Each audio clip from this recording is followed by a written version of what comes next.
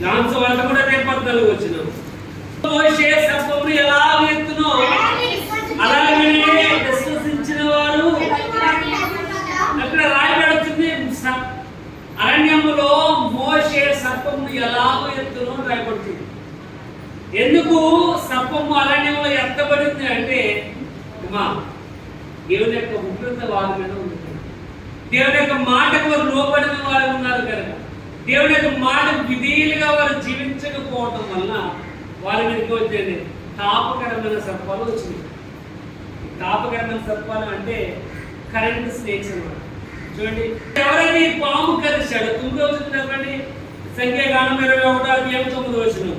ఆ ఇద్దరు సర్పమును నిదానించి చూస్తారని రాయబడుతుంది.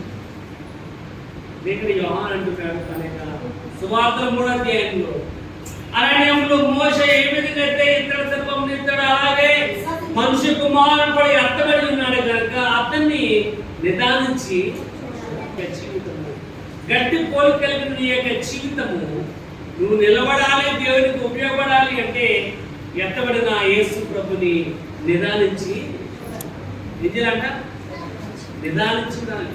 చూడటం లేదు, నిదానించుకోవటం లేదు. చూడటం అందులో ఉన్నాయట, అది చూడటం. నిదానించుకోవటం అంటే ఎవరు వచ్చారో చూడటం, అది నిదానించుకోవడం. ఇక్కడ వాక్య భాగం రాయబడుతుంది. ఆ యేసు ప్రభువుడు ఎత్తబడి ఉన్నాడు కనుక కలువరి గిరిశిలువపై మనం ఆయన నిదానించి నీ యొక్క జీవితం